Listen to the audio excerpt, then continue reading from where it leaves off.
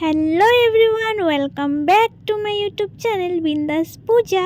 তো তোমরা সবাই কেমন আছো অবশ্যই জানিও, আর আমি বেশ ভালোই আছি। তো অনেক অনেক অনেক দিন পর আবার একটা ভিডিও নিয়ে আমি এসে পড়েছি, যেটাতে আমার ভয়েস ওভার দিতে হচ্ছে, যেটা ভীষণ বিরক্তকর একটা ব্যাপার, কিন্তু কিছু করার নেই। পাবলিক প্লেসে গিয়ে তেমন একটা কথা বলা হয় না, যে এটা আর কি এইভাবে বললে তোমাদেরকে আমি বোঝাতে পারবো। তো যাই হোক, আমি একটা ভীষণ প্রিয় মানে এত প্রিয় যে তোমাদেরকে আমি মুখে বলে বোঝাতে পারবো না জায়গায় চলে এসেছি। সেটা হচ্ছে কোচবিহারের রাজবাড়ি। তোমরা আশা করি সবাই চেনো। উত্তরবঙ্গ, পশ্চিমবঙ্গ, কেউ বাদ নাই যে এই জায়গাটা চেনে না। তো এটা হচ্ছে আমার ভীষণ প্রিয়, মানে ছোটোবেলার থেকে এই জায়গাটা যে আমার এত ভালো লাগে, আর আমি এতবার গিয়েছি, তাও আমার কোনো দিন মনে হয় না যে এতবার তো গেলামই, না যাব না। কেউ যদি বলে যে চলো যাই, ফট করে চলে যাই। কেউ বলতে আমার বাড়ির লোক অবশ্যই। তো আমি না বলবই না, আমি তো যাবই যাব। সে আমি হাজার কোটিবার গেলেও আমি এই জায়গায় যাওয়ার জন্য কখনোই কাউকেই না বলতে পারি না। তো সেদিন আমি দিদনকে বললাম, যে হচ্ছে গিয়ে ছোট দিদন, যে আমি হচ্ছে রাজবাড়ি যাব, কারণ হচ্ছে গিয়ে অনেক দিন হয়ে গেছে আমি ওখানে যাই না। মামার বাড়িতে গেলে আমার যাওয়াই হয় না, এই সেই কারণে। কয়েকবার তো শাড়ি নিয়ে গিয়ে আমি রিটার্ন নিয়ে চলে আসছি, যে আমি ওখানে গিয়ে শাড়ি পরে ভিডিও বানাবো। যাই হোক, সেটা দুঃখের কথা, আর না বললামই। তো সেদিন গিয়েছিলাম আমার দিদন আর দুজন বোনকে নিয়ে। তো যাই হোক, একজন ক্যামেরা ধরেছিল আমার, আর একজন আমার হাত ধরে হেঁটে হেঁটে যাচ্ছে। তো মেন ব্যাপারটা হচ্ছে এই জায়গাটায়, তোমরা পুরো ভিডিওটা দেখলে হয়তো বা বুঝতে পারবে। যাই হোক, তবু আমি হালকা বলে যাচ্ছি। এই জায়গাটায় গেলে যে একটা আলাদাই ভালো লাগা কাজ করে, কি যেন কেন, কার কার সাথে এরকমটা হয় অবশ্যই জানিও। আমি গেলে একটা মানে আমার ভিতরটা এত আনন্দ আনন্দ ফিল করি আমি, মানে খুশিতে আমি বাঁচি না, এরকম আর কি ভাব। ওইটা আমি দিদার সাথে শেয়ার করতেছিলাম, যে এরকম এরকম আমার লাগে, তোমাদের লাগে নাকি? দিদা বলতেছে হ্যাঁ, আমার জন্মস্থান এটাই, কিন্তু আমি জন্মের পর থেকে নাই নাই করে যে কতবার এসছি এখানে, তবু আমার মানে মন ভরে না। যেটা আর কি আমার সাথেও হয়, যে আমারও মন ভরে না এখানে গেলে, মনে হয় যে আরও থাকি আরও থাকি আরও থাকি।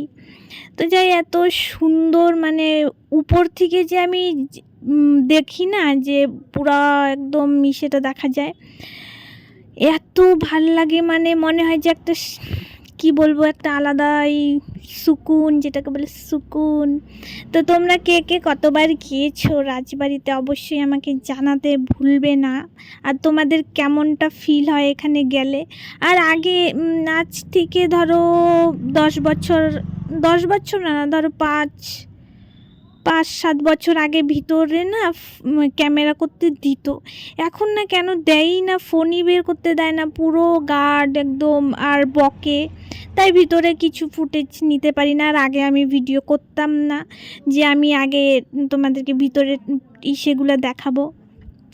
ভিতরে যে এক একটা জিনিস কত সুন্দর সুন্দর, মানে ভিতরের ঢোকার পর, মানে ফার্স্ট ফ্লোরে যেটা ঢোকার পর যে একটা উপরে তাকাইলে যে একটা কি সুন্দর, মানে কি সুন্দর, কি দারুণ সুন্দর একটা জিনিস দেখতে, গোলের মতো। যাই হোক, এত ভাল লাগে ওইটা দেখতে, মনে হয় দেখতেই থাকি, কিন্তু যাই হোক কিছু করার নেই, ওইটা তো আর আমার না। তো ওইটাই। তারপর এখানে ঢোকার পর ভিডিও বানাচ্ছিলাম আমি, আমার ছোট বোন অনু আমাকে বারে বারে বলতেছে, কত ভিডিও করো দিদি তুমি, আমি বিরক্ত হয়ে যাচ্ছি। ওই যে ও তো বলতেছে আর আমি ভিডিওতে আসবো না, তাও আমি ওকে টেনে টেনে নিয়ে আসছিলাম আর কি। যাই হোক, আমার কথা বলতে একটু অসুবিধে ফিল হচ্ছে। আর আমি যেদিন আর কি গিয়েছিলাম, সেদিন পুরো কুয়াশায় ভর্তি, মানে কুয়াশায় ঢাকা রাজবাড়ি বলতে পারো। পুরো মনে হচ্ছে কি আমার ক্যামেরা নষ্ট, এরকম আর কি পরিস্থিতি। কিন্তু তেমন একটা ঠান্ডা ছিল না, কিন্তু কুয়াশায় ভরা, মানে ঢাকা। তোমরা হয়তো বা দেখতে পাচ্ছ জানি না, কিন্তু পুরো অন্ধকার, মনে হচ্ছে কি বলবো তোমাদেরকে, বিকাল বিকাল টাইম, কিন্তু না বিকাল নাই, তখন বাজতেছে 12টার মতো বাজতেছিল আর কি। কিন্তু এত কুয়াশা যে মনে হচ্ছে কি 5টা বাজছে, মনে হয় 5টা বাজে মনে হয় এরকম আর কি। আর আমার সব থেকে ভালো লাগে কি বলতো, এই যে পেছনের এই জায়গাটা আমার ভীষণ ভালো লাগে। যদি ওই সিঁড়িগুলা দিয়ে নামতে উঠতে দিত তাহলে আরও বেশি ভালো লাগতো।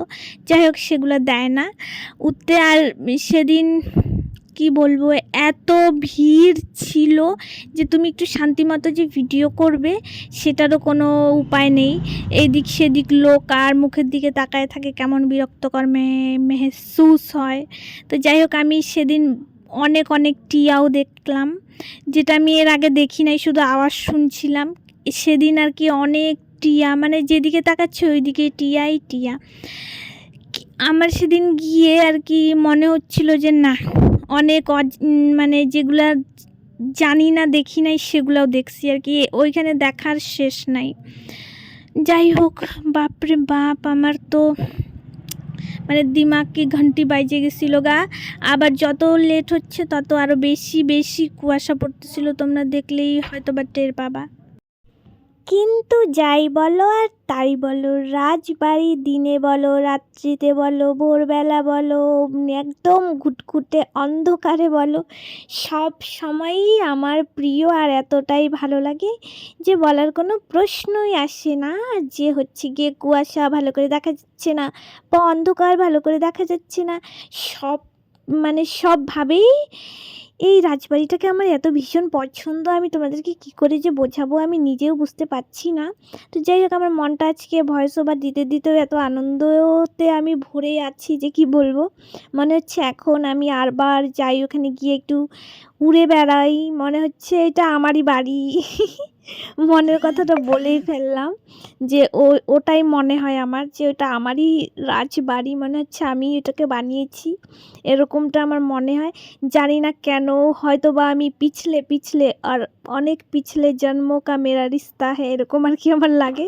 তো যাই হোক, বেশি আমি ফালতু আর বাকওয়াস না মারি। আমার বাকওয়াস শুনে মানুষের হালকা করে হার্ট অ্যাটাক এসে যেতে পারে।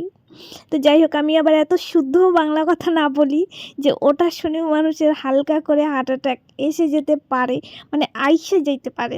যাই হোক, মানে নিজের মানে কি বলবো, যাই হোক, নিজের ভাষায় আসি আর কি আমি। তো এই যে আমার বোন বলতেছে যে আমি তো ভাবতেই পারি নাই যে এতটা ঠান্ডা লাগবে আমার, আমি তো ভাবতেই পারিনি যে এতটা ঠান্ডা লাগতে পারে। এখন আমরা কানে দেওয়ার মতো কিছু আনিনি। আর দেখো, সন্ধ্যা মানে তখন কয়টা বাজে বলো তো, 4:30টাও বাজে নাই। দেখো কতটা অন্ধকার। আর আরেক বোন আমার মুখটাকে লুচির মতো ফুলিয়ে বসেছিল, কারণ ওর মন ভরেনি। মানে মন ভরেনি, সেটার কারণটা বলতেছি কেন ওর মন ভরেনি। কারণ ও ভাবছে যে হচ্ছে রাজবাড়িতে দোলনা টোলনা থাকবে হয়তো বা, ওখানে ও দোল খাবে, কিন্তু সেটা তো আর ওখানে ছিল না, সেটা পার্কে যেতে হতো। তো ওটার জন্য ওর মনটা এত খারাপ, আর কথাই বলতেছে না। আর আমি বলছি আচ্ছা আমি তোকে কালকে পার্কে নিয়ে যাবো, ও বলতেছে থাক, তোমার কিছু বলতে হবে না, থাক থাক। তোমার এই মিথ্যা কথা শুনতে শুনতে আমি মানে অধৈর্য হয়ে গেছি গা, আমি বিরক্ত হয়ে গেছি গা। আমার আর তোমার এই মিথ্যা কথা শোনার কোনো মিশেই আসে না। কিন্তু আমি প্রথমেই বললাম যে আমার কোচবিহারের মধ্যে মদনমোহন বাড়ি আর এই রাজবাড়ি পছন্দ। এই রাজবাড়ি পার্ক, এনএন পার্ক, এইসব আমার একটুকু পছন্দ না। আর সাগর দিঘিটাও পছন্দ, কিন্তু কি বলবো, ছাড়ো, বাদ দাও, বাকিটা ইতিহাস থাক ভাই সব। তো যাই হোক, তো তোমরা যদি কেউ বুঝে থাকো যে আমার কেন পছন্দ না তেমন একটা, তাহলে আমাকে অবশ্যই জানাতে পারো। কমেন্ট বক্সটা আমি খোলাই রাখি, আর কখনো কখনো ভিডিও আপলোড করার পর আমি দেখি যে ও অফ আছে, আর খুলতে মন চায় না, কারণ কেউ কমেন্ট ওরকম আমাকে করেও না, আর আমার ভিডিও কেউ তেমন একটা দেখেও না। আর আমার ভিডিওতে আমরা চলে আসলাম বাড়িতে আসি নাই, এখন আসছে দোকানে, ফাস্টফুডের দোকানে আসছি। এটা হচ্ছে আমার ফাস্টফুডের দোকান, আমি ভাড়ায় দিছি, ওই যে ওই লোকটা চালায়, হচ্ছে আমার ছেলে আমাকে দিয়ে দিছি দোকানটা চালানোর জন্য কিছুদিন। আর আমি দোকানের মালকিন। না বলানো না বলানো ওর দোকানের মালকিন আর ওর ছেলে দোকান চালায়।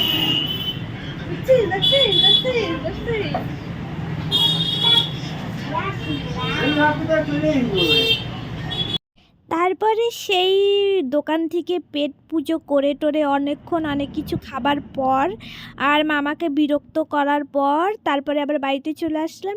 বাড়িতে আমার জন্য একটা সারপ্রাইজ হচ্ছে গিয়ে রেডি ছিল, তো সেটা আমি জানতাম না এখন অবধি আর কি। তারপরে আমি যখন এই ভিডিওটা শ্যুট করতেছিলাম তখন মানে বাড়িতে আসার পর তখন আমাকে জানানো হলো যে তাড়াতাড়ি ফ্রেশ হয়ে নে, তোর জন্য একটা সারপ্রাইজ ওয়েট করছে। তো সেটা কি সারপ্রাইজ সেটা তোমরা নেক্সট ভিডিওতেই দেখতে পারবে। তো এক্সাইটেড কি তোমরা আমার সারপ্রাইজ দেখার জন্য? জানি কিছু কিছু তো দেখতে পাবে, চাপ নাই। So tata, bye bye.